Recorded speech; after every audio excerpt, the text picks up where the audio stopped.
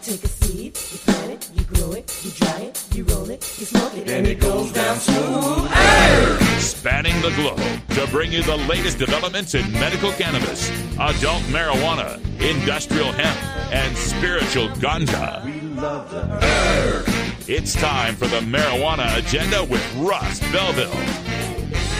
Now, here's your host, Russ Belville. Good day, tokers and tokettes and non-toking lovers of liberty. It is Wednesday, March 28th, 2018, and it's got to be 420 somewhere in the world. Welcome to the program, and we begin the program on a little bit of a sad note as a good friend of the show has left this earthly plane. I'm speaking of Lynn Platshorn, the wife of my friend Bobby Platshorn, aka Bobby Tuna.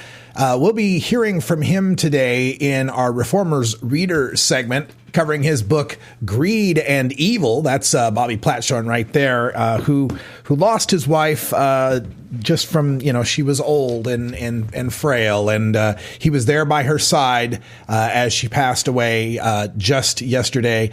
And our hearts go out to Bobby, and our support goes out to him as well. And like I said, we'll be covering a lot of Bobby on the show today. In our first hour, again, we'll cover the Greed and Evil book in our Reformers Reader segment. And in hour two, we go back a few years as Bobby was fighting for the medical marijuana amendment to get passed in Florida. My discussion with him comes in hour two. Also on the program today, we'll have time for some drug war data mining. I got a hold of the latest data from the Monitoring the Future survey. The 2017 information is in for 8th, 10th, and 12th graders for their use not just of marijuana, but of just about every drug under the sun. It's a pretty extensive list, and we'll crunch some of the numbers for you to see what has happened to teen drug use since the legalization of marijuana. I think you'll like what the data are showing. Also coming up on the program, we'll have time for a radical rant where I take on Jonathan Caulkins, who recently authored an article for the National Review calling for nonprofits and cannabis co-ops instead of commercial legalization. But it's not that I'm taking an issue with. It's his characterization of those of us who claim that fighting for marijuana legalization is a civil rights battle are, quote, juvenile, end quote. I've got a few things to say about that. Then stay tuned in hour two, our Toker Talk Radio, the exclusive podcast for the VIPs at mjagenda.com. In hour two, we'll discuss 6 ways we could fix American democracy. But now, the news. This is your Cannabis Headline News. Brought to you by MarijuanaMoment.net. The complete source for all your marijuana news in one morning newsletter from Marijuana Majority Founder Tom Angel. Subscribe today for free at MarijuanaMoment.net. This is your Cannabis Headline News for the week of Wednesday, March 28th, 2018. I'm Russ Belville. After threatening to veto it over its lack of money for his proposed border wall, President Trump signed the government spending bill that includes continued protections for medical marijuana states from federal interference. The so-called CJS amendment prohibits the Department of Justice from spending taxpayer dollars to interfere with states acting in accordance with medical cannabis laws. This law is only effective through September 30th, however. An attempt to include a provision to protect states with recreational marijuana laws did not survive the lawmaking process. Attorney General Jeff Sessions laid out death penalty guidelines to U.S. attorneys that includes reference to the law allowing executions of cannabis mega-farmers, noting that, quote, Congress has passed several statutes that provide the department with the ability to seek capital punishment for certain drug-related crimes, end quote. Sessions includes 18 U.S.C. Section 3591, the law that provides the death penalty for, quote, dealing in extremely large quantities of drugs, end quote. The definition of extremely large quantities of drugs includes 60,000 or more cannabis plants and 60 metric tons of any substance containing cannabis. The death penalty also applies to any organization earning $20 million or more per year. Republicans in the U.S. House voted along party lines to advance legislation that might allow patients to use medical cannabis. The bill, known as the Right to Try Act, would allow patients with terminal diseases to use medicines that haven't been approved by the FDA. Such medicines must be in the process of receiving FDA approval, but not yet approved, and some experts believe that marijuana would fit the definitions laid out in the bill. Only 35 Democrats supported the measure. The majority of Democrats in opposition criticized the bill as weakening the FDA's authority as part of the Republican agenda of broader deregulation aimed at favoring corporate interests. Senate Majority Leader Mitch McConnell will file a bill to legalize industrial hemp and earmark federal funds for its cultivation. McConnell's bill would remove industrial hemp, defined internationally as cannabis with less than 0.3% THC content, from the federal government's list of controlled substances, treating it as any other agricultural commodity. McConnell believes the Senate is well informed enough on the difference between hemp and marijuana that his bill can pass into law. Is this the same as the illicit cousin? I think we've moved past that. I think most members of the Senate now understand it's two very different plants. McConnell's bill would also allow researchers to apply for federal grant money to study hemp agriculture. Despite greatly expanding access to its medical marijuana program, Governor Phil Murphy's gut feeling is that home cultivation is a non-starter. The reforms announced by the governor include the addition of medical conditions, lowered patient and caregiver fees, allowing dispensaries to add satellite locations, and proposed legislative changes that would increase the monthly product limit for patients and allow an unlimited supply for those receiving hospice care. Diagnoses of anxiety, migraines, Tourette's syndrome, chronic pain related to musculoskeletal disorders, and chronic visceral pain will now qualify for a medical marijuana card, the fee for which was lowered from $200 to $100. Veterans and seniors will now qualify for the $20 reduced fee previously only available to those on assistance or disability. Politico's New Jersey bureau chief on Tuesday tweeted that Murphy, quote, won't support home growth of medical marijuana, end quote. Utah activists appear to have submitted enough petition signatures to force a vote on medical marijuana this November. The Utah Patients Coalition, which has been running the campaign to get the issue before voters, told Salt Lake's Fox 13 on Monday it has had 120,000 of those signatures verified by county clerks. The Lieutenant Governor's office on Monday says it has validated 117,000 of those. That's still more than the 113,000 needed to qualify for the November ballot. Quote, this is indeed going to be on the ballot for 2018, end quote, said DJ Shantz with the Utah Patients Coalition. A new Utah policy poll shows 77% of voters favor medical cannabis access. No home grow would be allowed for patients who must purchase medicine from dispensaries, 8 of which will be in Salt Lake County. While the initiative covers typical qualifying conditions like cancer, PTSD, and epilepsy, it goes further than some states by including opiate dependency, autism, and rare conditions with few treatment options. This has been your Cannabis Headline News for the week of Wednesday, March 28, 2018. I'm Russ Belville. You're listening to the Marijuana Agenda with Russ Belville.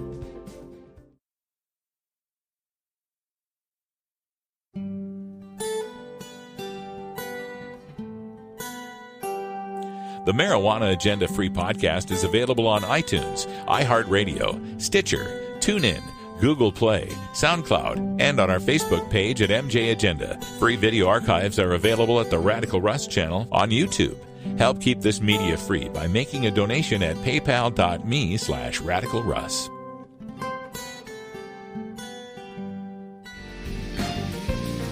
You're listening to the Marijuana Agenda with Russ Belville. Bullshit. Like Cypress Hill cancer this year. Learn more at mjagenda.com. This is Radical Russ Belville with a word about stone driving.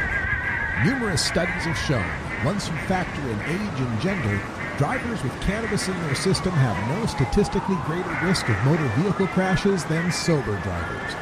But that doesn't mean you ought to be toking and driving. Those studies are referring to people with any amount of THC or metabolite in their system, not people who've just smoked marijuana. Simulators and observed demonstrations show that cannabis consumers do develop a tolerance to the impairing effects of marijuana and can perform driving tasks within an acceptable margin of safety. However, infrequent and novice consumers do not and cannot, and would be wise to never toke and drive. Even regular cannabis consumers should exercise caution before deciding to drive, as most state laws punish drivers harshly if they're discovered to have marijuana in their system. Looking for the 420 friendliest way to visit beautiful legal Potland, Oregon? I'm Lori Duckworth, inviting you to come stay with us at Delta 9 House and Studios. You get your own private room with queen bed and access to our high-speed Wi-Fi, premium entertainment system, and more. We'll even cook you breakfast. Look us up on Facebook at Delta 9 House. That's facebook.com/Delta9House. Delta 9 House is booked through Airbnb.com. City of Portland permit number 17-159855.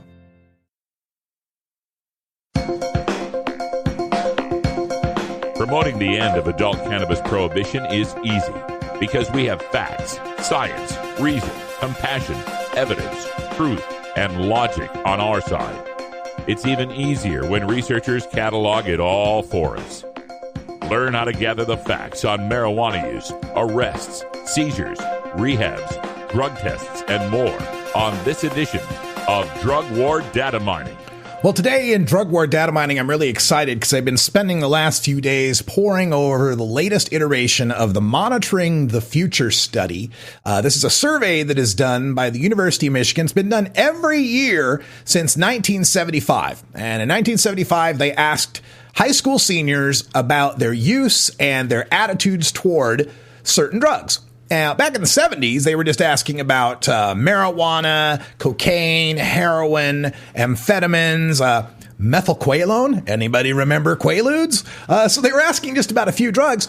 By 1991, they started asking 8th and 10th graders about their attitudes and use of certain drugs. And the list got larger and larger and larger to the point where now in 2017, we've got 43 years of data on seniors and however 20 some odd years on the younger kids, 30 some odd years on the younger kids. And we're starting to see certain trends develop in the data. Now, this is publicly available data, and I have put it together in a spreadsheet series that I'll be selling on my website at radicalruss.com. So if you want to get a hold of that, you'll have to be a member of the Marijuana Agenda VIP community. For just $4.20 a month, you can become a patron of the Marijuana Agenda and get the second hour podcast in a special secret link and certain available graphics and downloads. If you join for $9.99, you'll be able to get your hands on this spreadsheet that I'm putting together and all the charts that it puts together, including some of the information that I'm going to be showing in this presentation. Because the thing that most struck me about putting this spreadsheet together, about finding out all of the drug use habits, and they're talking about over 50 drugs that they're listing in here. They're getting down to OxyContin and barbiturates and stimulant, everything you can think of. Steroids is in the list. And as I poured through all this data, one thing just stood out to me immediately. And that is this chart that I'll show you in the Drug War Data Mines. This is be part of the spreadsheet that I'm putting out. It's the chart of teen drug use. It's actually a table, to be accurate. The table of teen drug use from 1975 through 2017. This is the 12th graders for all of these selected drugs. And so you can see we've got marijuana, inhalants, hallucinogens, ecstasy, cocaine, heroin, amphetamines, meth, sedatives, prescriptions, alcohol, cigarettes, and steroids. And what we're recording here is the lifetime use rate. So have they ever tried this drug ever in their life? Now, maybe they tried it once, never tried it again. Maybe they tried it once, got hooked and died from it. But it's everybody who's ever tried the drug. Lifetime use rates. Now, the way the color coding works on this is if you see a number that's in red, that's bad. That's a high use rate. In fact, the red numbers are the numbers representing the top 10 years with the highest use rates. Now, you're not seeing all the years because I couldn't fit them all on the screen. So I've cut down, the early decades, 75, 80, 85, 90, 95, 2000, 2005, 2010. But once we hit 2010, you see all the rest of those years. So you're seeing the most recent decade and then just little 5-year slices of the other decades. But still, you'll notice that the red is over on the left. You'll notice that the years that had the highest drug use rates tend to be on the left. Before the year 2000, way before the year 2010, when California first tried the first major push toward legalization with Prop 19. Now, the numbers in green, you may have surmised, are the opposite. The numbers in green are the lowest numbers for the lifetime use rate of drugs by 12th graders. And you'll notice almost the entire decade of the 2010s is green for all those drugs I talked about. The 10 lowest years for drug use among teenagers, the 12th graders, we should say. Be specific here, 12th graders, high school seniors, the lowest use rates, the 10 lowest years have almost all occurred since 2010. And now, if you notice that, hey, some of those green ones are shaded in green, some of those red ones are shaded in red, the ones that are shaded in are the worst and the best, right? So the ones shaded in red was the highest use rate ever recorded for that drug. Now, you're not going to see all the red shaded in ones because they're hidden in some of those 70s, 80s, and 90s and so on. But again, notice on the right side how for every drug that I mentioned in that list, the year that they had the lowest ever recorded use rate for that drug, lifetime, the lowest rate of 12th graders ever trying a drug, have all occurred. All occurred since 2014. Every single one of them. If you look at the most recent year, 2017, 8 of those drugs, marijuana, hallucinogens, heroin, amphetamines, sedatives, prescriptions, cigarettes, and steroids, all recorded their lowest lifetime use rate amongst 12th graders. I'll say it again. For those drugs I just said, the fewest kids ever recorded have tried those drugs. And then you look 1 year prior, 2016, 5 of those drugs recorded their lowest ever use rate by kids. So, like the graphic mentions, whatever happened to this, oh my God, we legalize marijuana, it sends the wrong message to the kids, it's the gateway that's going to send them straight to heroin. Apparently it's not. Apparently it's precisely the opposite. We've legalized marijuana, fewer kids are using drugs. But then the comeback will be, well, what about marijuana use? What about marijuana use now? Again, the lowest use rates for these different drugs recorded since, and the chart we're showing now, since 2000. So this is in the 2000s for hallucinogens, ecstasy, cocaine, heroin, and meth. Low, low, low. And going down since 2001, dropping since 2001.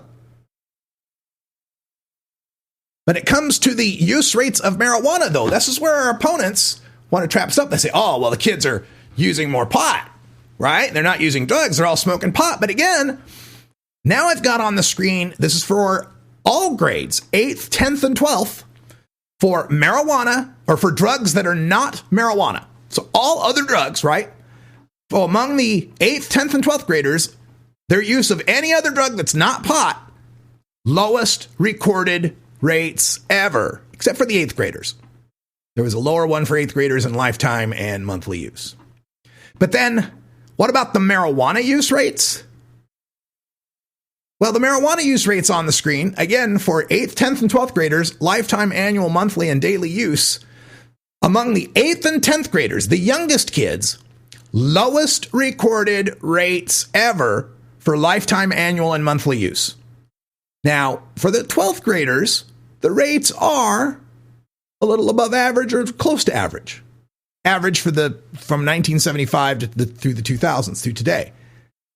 But if you compare them to where we were in 2000, they haven't really changed much at all. The use rates for the kids' lifetime, annual, monthly, daily among 12th graders in 2000 is about the same where it is today in 2017. It looks as though the use rates for these drugs and for marijuana have leveled off. Marijuana use rates have leveled off, and the use rates for the rest of the drugs, as we showed you, have precipitously fallen. So again, if this doesn't kill the gateway drug as a scare tactic in the drug war, I don't know what else is necessary. The data are clearly showing that the use of drugs is not increasing in this country among the youth, and the use of marijuana is even decreasing among the youngest kids. It's time to embrace legalization as the public policy success that it is, and to no longer be afraid about the what about the children argument. It all goes to show you that it's always something. You are right, Miss Rosanna Dana. Hey, that sound means it's 4:20 in the Mountain Time Zone, the land of my birth. Happy 420 to the folks in Twin Falls, Idaho, and thanks to the folks at the College for Southern Idaho's SSDP program listening to the Marijuana Agenda free podcast. Thanks for the note, guys. I appreciate it. We're back with Bobby Platshorn and the Reformer's Reader with Greed and Evil. If you work in the cannabis industry, consume marijuana, or just support freedom, you need to know about breaking policy news that affects you. Marijuana Moment is the daily newsletter that helps you stay on top of all the latest and most important state, federal, and international cannabis developments. Brought to you by longtime legalization activist Tom Angel, Marijuana Moment puts a concise yet comprehensive overview of cannabis news in your inbox early every weekday morning. Wake up to Marijuana Moment and rest assured you'll be ready for the cannabis news that's driving the day. Subscribe now at marijuanamoment.net. You're not high. You're listening to the Marijuana Agenda with Russ Belville. It's not recreational. It can be destructive, and it consistently is destructive. Okay, maybe you're a little high.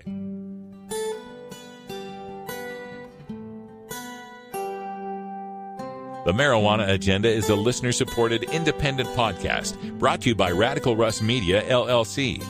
Subscribe to our VIP feed at mjagenda.com for access to our ad-free podcast segment archive. Make a one-time donation to support the Marijuana Agenda at paypal.me/radicalruss.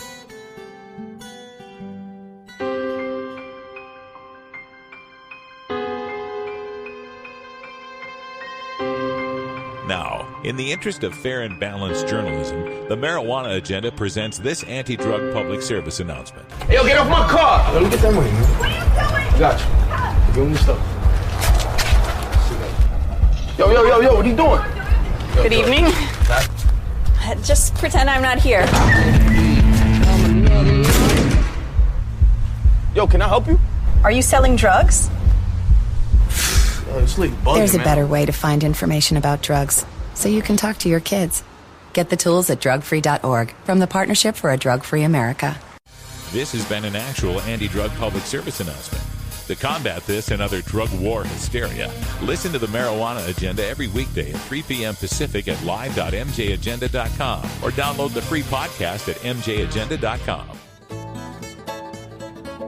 New beginner guitars and banjos are often constructed much better than ones built before your time. Why struggle? Get a new instrument or fix the old one. The trusted professionals at the Fingerboard Extension will evaluate your instrument for free. Repairs are priced for people who work for a living. Stop by the Fingerboard Extension downtown Corvallis at 120 Northwest 2nd Street today or check out its inventory on the web at fingerboardextension.com. You're listening to the Marijuana Agenda with Russ Belville. Don't you judge me. Half of you are high right now. Learn more at mjagenda.com. Hey everybody, it's Russ Belville from the Marijuana Agenda, inviting you to be like me and get your ink done at Lucky Horseshoe Tattoo, Fort Worth's most female-friendly, clean, sterile, awesome tattoo shop. Thomas and his crew are true artists who can design you a custom piece or use a design you bring in. Lucky Horseshoe also offers all styles of tattooing as well as piercings and all-around fun. In the DFW area, stop by Lucky Horseshoe Tattoo and tell them Radical Russ sent you. Trust me, it'll feel awesome.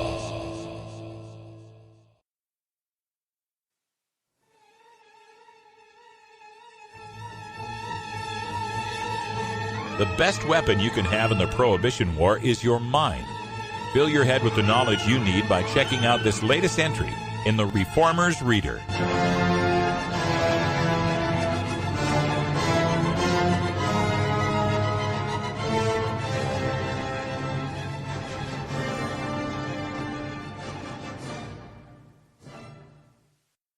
Hi, everybody. We're coming to you from Denver Relief on Broadway in Denver, Colorado, where we're sitting here at a book signing with Robert Platshorn. Bobby Tuna is here. He's got a new book, Greed and Evil, he's showing off here. We got plenty of copies of Black Tuna Diaries, now in its 7th printing.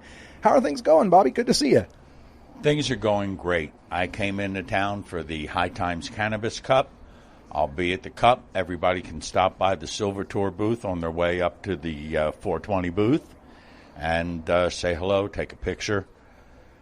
It's been really great, and Greed and Evil is now getting a lot of attention because it exposes the people who are spending a small fortune to keep marijuana illegal. People like the private prison system that wouldn't even exist without marijuana prisoners. You know, private prisons don't take violent prisoners. They don't take gang members. They don't particularly like bank robbers. They love marijuana prisoners because they're docile. They don't need a lot of supervision. They just want to do their time and go home to their families. And they're willing to work in the factories. Do you know that the factories in private prisons today are taking more good, high-paying manufacturing jobs away from American industry than is China? There are more manufacturing jobs being done in private prisons now than have been farmed out to China. And it's something we've got to stop. How do you stop it? Legalize marijuana, and they will fold like a house of cards. And that's why they're fighting so much against it. And you've detailed this in Greed and Evil. Detailed it, talked about how they get their money. You know that here in the United States, in most of the states that have private prisons, they have to guarantee a 90% occupancy rate to the private prison corporation. Now, you can imagine what that does to the judges, the police, the entire legal system in that state, because they've got to pay for those beds whether they're occupied or not. So they go out of their way to see that they're occupied, which means more marijuana offenders are going to get jail time because of private prisons. And once they're in, it's hard for them to get loose, because now the private prison corporations are doing the parole and probation. And one of the things they mandate is that you work in their industries. It is really a vicious, vicious circle that is very hard to escape from.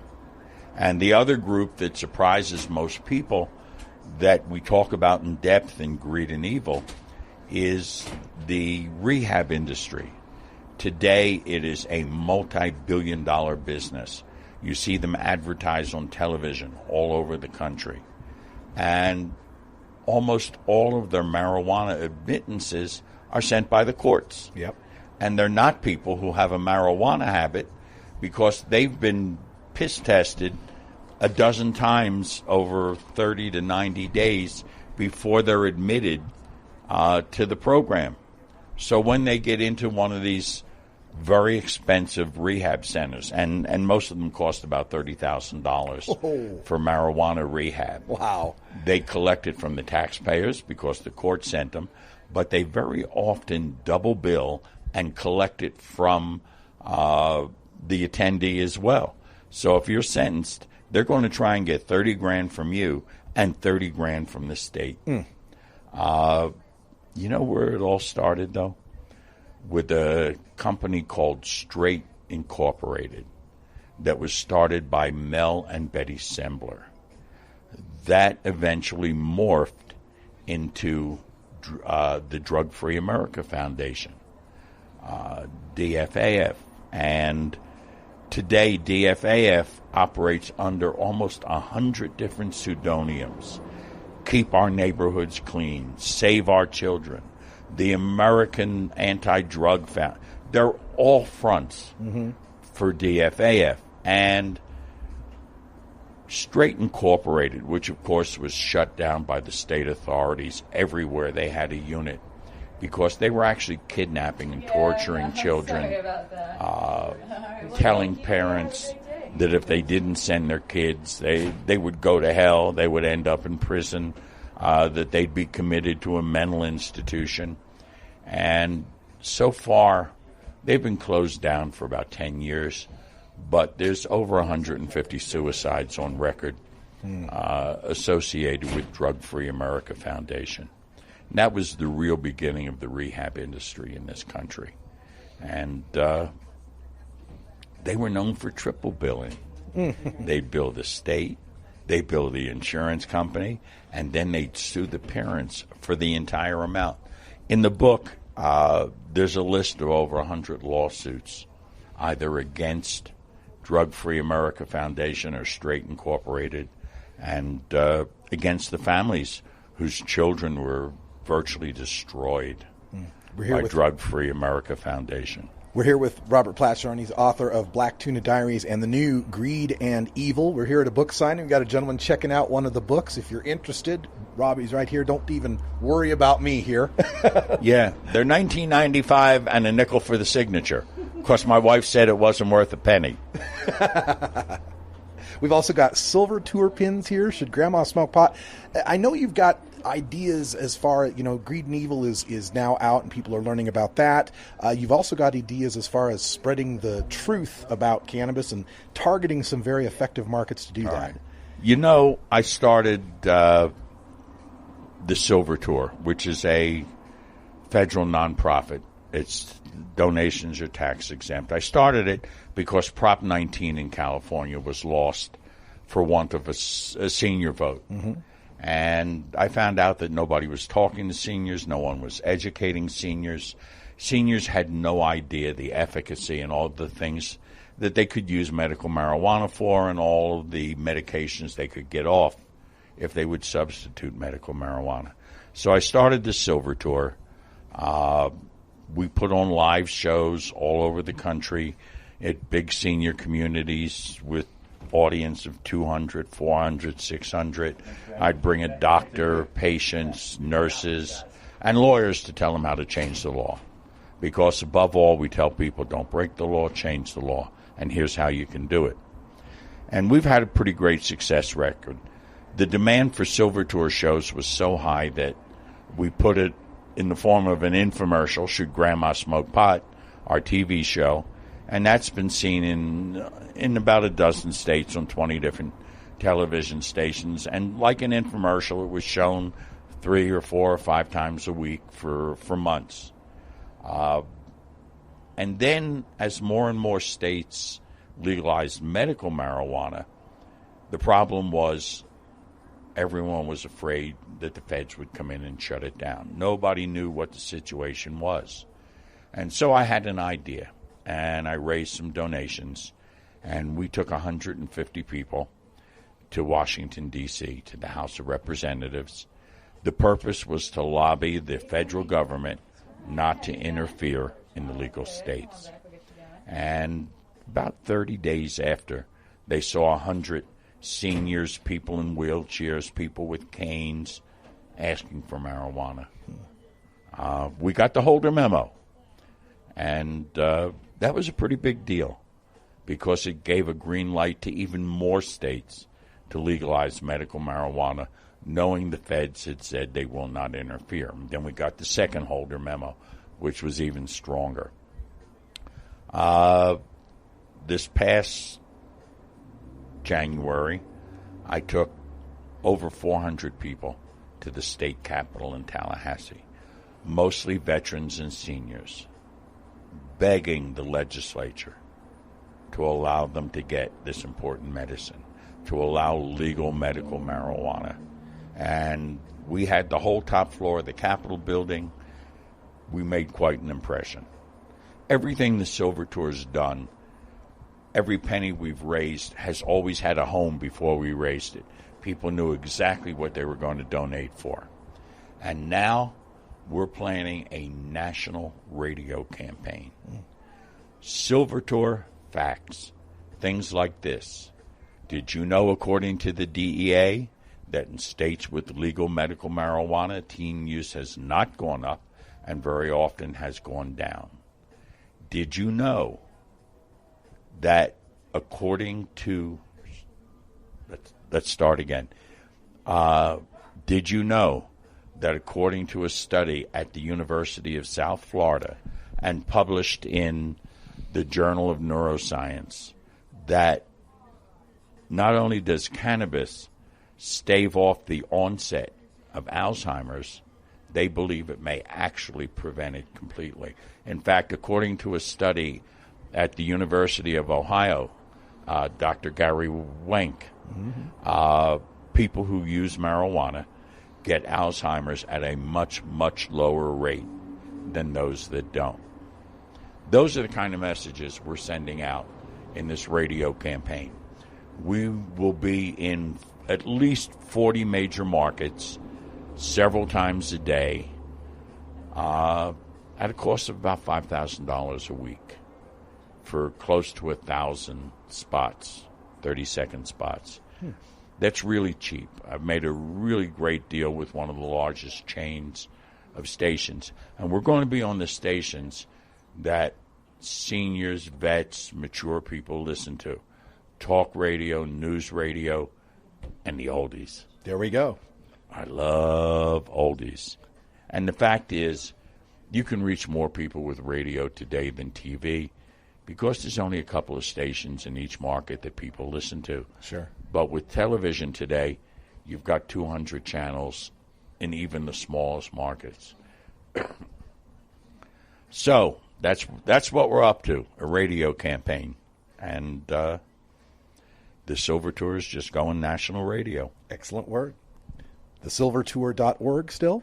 Silvertour.org still. Right on. We're here with Robert Platshorn. He's the author of Greed and Evil and the Black Tuna Diaries. And you're welcome to come on over and take a look at the table, any of the stuff that we've got out here. We're just shooting the breeze here. And you're based in Florida, of course, and Florida just narrowly missed passing its amendment after Sheldon Adelson dropped about, $5 million in the campaign? $5 million, but he had a very pragmatic reason. He's been trying to get a casino license in Florida for many, many years. And about a month ago, the state announced they were granting a license to him for a non-Native American casino resort in Fort Lauderdale, Florida. Whoa. First one in the state. Yeah. And so, from his way of thinking, that was $5 million well spent. But for the millions of patients and future patients in Florida, it was really bad news. We needed 60% of the vote. We got 58%. And we needed 60 because it was a constitutional amendment, just like a national constitutional amendment requires 2/3. We got more votes than the governor. We got more votes than anybody who was running for office. The people in Florida made it very clear that they want access to medical marijuana, safe, legal access. And that's what the Silver Tour is all about. This national radio campaign, of course, will be heavily run in Florida from one end to the other, especially central and northern Florida. They know me pretty well in southern Florida. Yeah. We got that. Got that. The exit polls from South Florida were overwhelmingly in favor. Really? Yeah. But central and northern Florida was where the balance was tipped. And we're going to have a lot of information out there, really for the first time. It should have been done before, but we weren't able to raise the funds to do it. Is that 58% having an effect on the legislature, though? Do they feel the pressure now? They not only feel the pressure of the 58%, they know that in the next election, which is a presidential election, they'll get a much bigger turnout than they did in the by-election, and that there'll be a much bigger youth turnout. They know for fact certain it'll pass. Right now it's polling at 82%. Wow. So in order to avoid it as an issue, the Republicans in the state who have been blocking it, they don't want Jeb Bush, who they are pretty sure is going to be their candidate, to face a large Democratic turnout and a youth turnout. And the only way to avoid it would be to pass something in the legislature before 2016. And there are 2 Republican bills in the legislature. Unfortunately, there's still a number of very powerful Republicans who cater to their base in northern Florida, and they've got to be against it. That's where their money's coming from. So we'll see. But there's a lot of impetus in several southern states to get something passed to avoid it being an issue in 2016. But it's going to be. That's beautiful. Yeah, it is. You know, for somebody who was in prison for 30 years for marijuana, this is a really happy time. In most interviews, people ask me, aren't you resentful? Don't you get angry when you think about now it's legal and you spent 30 years in jail? No, I don't. I'm working very hard to make sure that it doesn't remain illegal, to make sure that other people don't go to prison, to make sure that a lady with Crohn's disease doesn't crap in her diaper for want of a joint. And you know, it comes down to how many millions of people with cancer can be helped with medical marijuana. The man who's going to be working with me in the booth at the Cannabis Cup, Jimmy McShane. Jimmy was put into hospital in hospice ward to die. He had brain cancer the size of a golf ball, a very big golf ball. He had pancreatic cancer and reoccurring lung cancer. Looked like he had just gotten out of Auschwitz, nothing but a skeleton, eyes sunken. And none of us expected Jimmy to get out of the hospital. He finally decided he was going to practice what he preached. Chemo was doing him no good and was killing him. And he went on the oil. And within a week, he was strong enough to leave the hospital. A couple of weeks later, he called me down in Florida. He said, Bobby, I got to get my story out. And he came down to Florida, and we taped a short TV interview with him that's been shown hundreds of times. Jimmy's alive, healthy, and if you want to see an old guy having a great time with a couple of good-looking old barracudas, go on Facebook and look at Jimmy McShane. He's a great guy, and he's going to be here if you want to meet him at the Tuna booth, the Silver Tour booth. Excellent. That's the High Times Cannabis Cup this coming weekend, the 18th, 19th, and 20th. 3 days. You can find Robert Platshorn there and his books, Greed and Evil and Black Tuna Diaries. You can also get yourself a nice pin, some bumper stickers. I got some Should Grandma Smoke Pot T-shirts. Oh, we got T-shirts too. Yeah, if you've never seen Should Grandma Smoke Pot, you can find it on YouTube. It's run on commercial TV stations all over the country. And you can represent. There's bumper stickers and T-shirts. Right on. He's at Bobby Tuna online on Twitter and Facebook, I know for sure. Do you have an Instagram? Yes. I think that's Bobby Tuna as well, or Black Tuna. And now I'm on something even more exciting for the cannabis community. I'm on Mass Roots. Yes. Mass Roots is the Instagram for cannabis people, only better. It carries more information. It's got better posts. It's easier to post. Mass Roots is going to be the everything for the cannabis activists. It'll probably replace Weed Maps for a lot of them. And it's a more acceptable format for people coming into the cannabis community. They've already got, I think, over 150,000 people on Mass Roots. You post just like Instagram, only it's easier. You can post from your computer. Instagram, you got to post from your camera, which is a pain in the butt, Yes. especially when you have all your pictures on Facebook or on your computer. Yeah. So it's really neat. I'm having fun with Mass Roots. I post all the time. And people want to get your books that might not be at the Cup. They can get them on. They online can go somehow? to thesilvertour.org, go to the Stash House. They can go to greedandevil.com and get both books. They can go to blacktunadiaries.com, preview Black Tuna Diaries, and order the books. Lots of ways. All right. There's no excuse. Get your copies now. Support Robert Platshorn, because every dollar that goes to Bobby is worth at least $10 in good politicking that we get with the seniors, the people we really need to be in this movement. Thank you so much for doing it. This episode was produced as part of the Marijuana Agenda with Russ Belville, the daily news and interview podcast covering the world of medical cannabis, adult marijuana, industrial hemp, and spiritual ganja. MJagenda.com.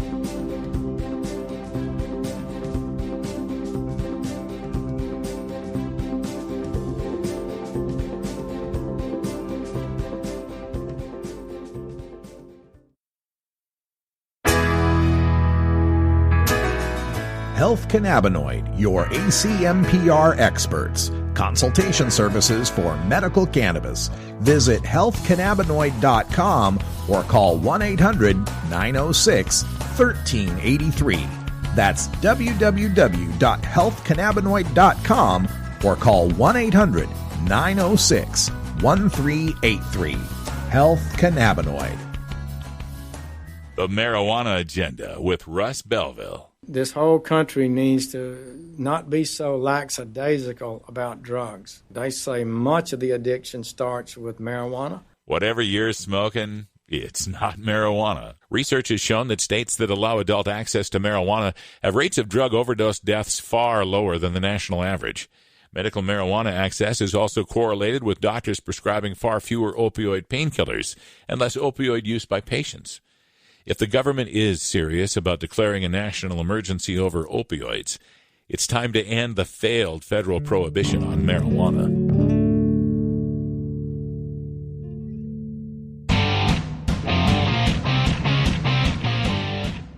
The Marijuana Agenda with Russ Belville is brought to you by Cannabis Kamikaze, a professional licensed producer from Canada producing 3 pounds per light.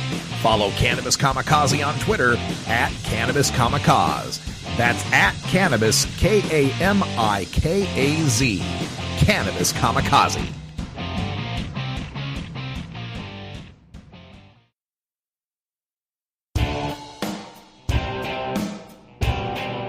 And federal criminal penalties for up to 1 ounce of marijuana.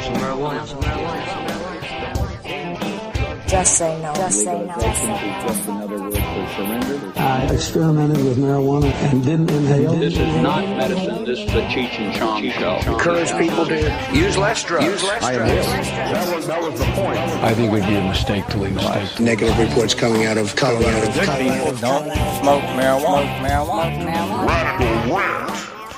Well, today in the rant, I want to take a look at a piece written by Jonathan Caulkins in the National Review. It's entitled Against a Weed Industry.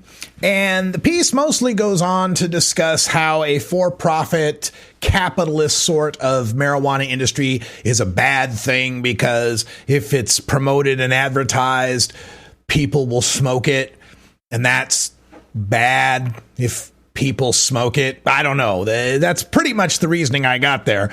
But the problem I had with this was not in its call for nonprofit production of cannabis or cooperative model production of cannabis. Look, I'm willing to negotiate. I'm willing to find a way to stop locking people up for growing and consuming cannabis. And if that's nonprofit or co-op clubs or whatever, so be it. I'm not wedded to the for-profit cannabis industry. I don't care one way or another, as long as there's an easy, reliable way for me to buy some weed or get some weed in the co-op bottle. The problem I've got is in this one quote that comes toward the end of his piece. It says, quote, "The pro-marijuana movement celebrates legalization as a triumph, following in the footsteps of civil rights, women's rights, and homosexual rights. That is juvenile. Although most marijuana users have no problems with the drug, most sales and profits flow from people who consume so much that it interferes with their lives. The typical session of marijuana use is part of a bad habit, if not a diagnosable substance use disorder." Well, Mr. Caulkins, aside from the term homosexual rights, you do know that we call people gay and acts homosexual. It's kind of like Oriental food, right? Food is Oriental. People are Asian. Regardless of that, the idea that celebrating the triumph of marijuana legalization as a blow for civil rights justice is somehow juvenile, smacks of elitism, condescension, and paternalism from someone who A, doesn't know very many people who smoke pot, and B, hasn't really been following what's going on in this war on marijuana. Today is part of a week of mourning for a dear friend of mine who spent 29 years in prison for smuggling marijuana into the United States. No violence involved, but he was that for-profit capital market in marijuana back in the 70s, back before we had any sort of legalization.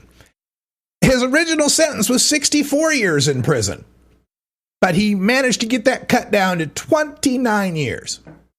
And lo, through those 29 years of being imprisoned for managing to get a non-toxic herb to adults who wanted it without the use of violence, for that crime, his wife, his childhood sweetheart, the love of his life, Lynn, had to endure him being in prison for almost 3 decades. Had to endure the time they should have been spending together, building a life, building a career, building a family, was taken from my friend Robert. And for 29 years taken away. For what? And I know people will come back and say, oh, well, yeah, we're talking about, we're talking about marijuana use. That's a slap on the wrist. Nobody really goes to prison for marijuana. Yes, they do. There are people still serving effective life sentences. When I first met Bobby in 2009, he got out of prison. He was America's longest serving nonviolent marijuana prisoner at 29 years and a few months. He doesn't even hold the record anymore. There's a guy in prison, I think his name's Gonzalez, who's in prison is now 32, 33 years going on for a nonviolent marijuana crime. And I know you can say I'm highlighting the extremes here, but every little marijuana purchase, every small-time marijuana dealer eventually leads to the large-scale market. So there's blood on all of our hands had we for participating in that market. Blood that doesn't need to be there. Blood that could be washed away with legalization.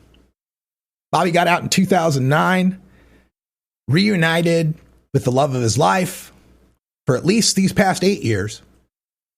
At least they had those 8 years together.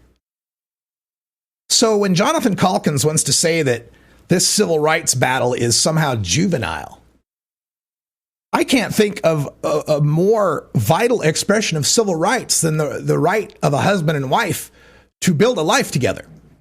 The right to be unmolested by the federal government over matters that are none of their business. That seems to me a pretty strong civil right. And I know I'm as guilty as anyone of hyperbole and going on about the civil right to smoke pot.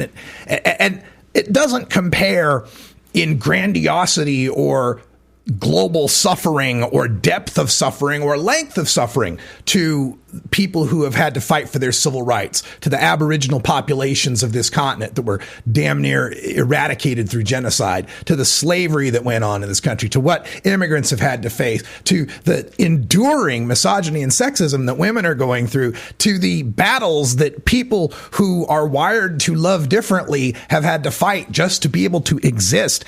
I in no way say that fighting for the right to smoke a joint or buy one at the corner store is equal to those fights.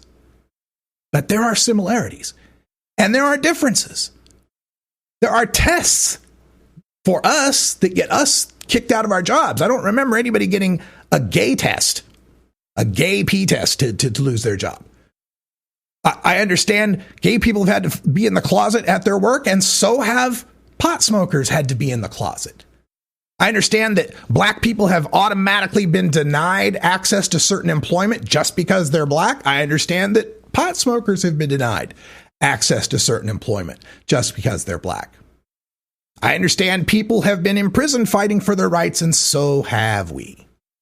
Again, not as deep, not as much, not as hard, not as much, but yes, it is a civil rights battle because while we're fighting for the right to have marijuana, actually, we're really fighting for the right to not be molested by our government. Over marijuana, yes, but marijuana is just incidental to what this fight is all about. It's a civil rights fight about who gets to dictate who we are, what we do, how we think, how we believe. When we think of all these protected classes in society, race, national origin, age, sex, physical disability, mental handicaps, all these different protected classes under federal law, under civil rights law that say you can't discriminate against these people. I was just reading an article today about Facebook still allowing ads that discriminate in housing against Black and Hispanic people. Those are protected classes. You cannot discriminate against them. But you know what else is a protected class? Religion. Now, correct me if I'm wrong. Nobody's born Christian. That's why that baptism thing, right? Nobody's born Muslim. Nobody's born Mormon. Nobody's born Hindu or Baha'i or Zoroastrian. Nobody's born into it. You have to accept it. That's the whole gig, isn't it? At least in the Christian thing. I speak to the Christian thing. I know the most about it. You accept your Savior, right? It's a mental choice you're making. A mental choice you have to make. And we protect people in hiring, in housing, in discrimination, in civil rights, in hate crimes. We protect them based on that choice. Here we are approaching Easter. You're going to see a bunch of Catholics running around today with a little black ash cross on their forehead. We protect that choice. We can't discriminate against them. Well, then why is the choice to believe in cannabis different than the choice to believe in a God? I mean, aside from the point that you can prove cannabis exists. But what difference is that? There's ceremony, there's ritual, there's tradition, there's history, there's saints, there's exalted leaders, there's holy books. Not so holy, I mean, but there's similarities. Again, maybe not as grand, maybe not as large in proportion, but there are similarities. Why do we not have this right to believe in cannabis, to believe that it is something that heals us? Why do we not have that right? So when Jonathan Caulkins says this is juvenile and we can't compare it with civil rights, women's rights, and I'm going to say gay rights, I disagree. I think it is a piece of the puzzle. It's that piece of the puzzle that recognizes, like we recognize that you are inherently of a race. It's immutable. You are inherently of a gender. It is mutable. You can change gender, but no matter which you pick, we're trying to protect it. Although, given the recent president and the transgender ban, maybe not, but we're trying to. When we talk about gay rights, it's your inherent nature. It's your nature to want to be sexual in the way that fits your wiring. That's something we want to protect. I believe the cannabis rights movement is part of a movement that recognizes that altering our consciousness is an inherent right. And I don't think the mainstream disagrees with us either, because they're all altering the hell out of their consciousness with alcohol, opiates, and benzodiazepines. I'm fine with it. I just want some equality in the equation here. I want some understanding of why when we have an opiate overdose crisis, when we have a benzodiazepine overdose crisis, opiate OD has gone up times 5. Benzos have actually gone up times 8. Thank you, Maya Salovitz, for that little stat. And alcohol deaths, we all know what's going on with alcohol deaths. If we can be accepting of people's right to alter their consciousness with those drugs that are proven harmful year after year in the tens of thousands, why are we discriminating against the one that ain't killed nobody ever? Maybe that's why. I've often thought that maybe the reason why that we discriminate against marijuana has a certain religious aspect to it, a puritanical aspect. You go back to the original American Puritans, and it was, the Calvinistic work ethic, right? You can't have any pleasure. You can't eat your meat you can't have your pudding if you don't have your meat, right? You got to do your work to get your pleasure.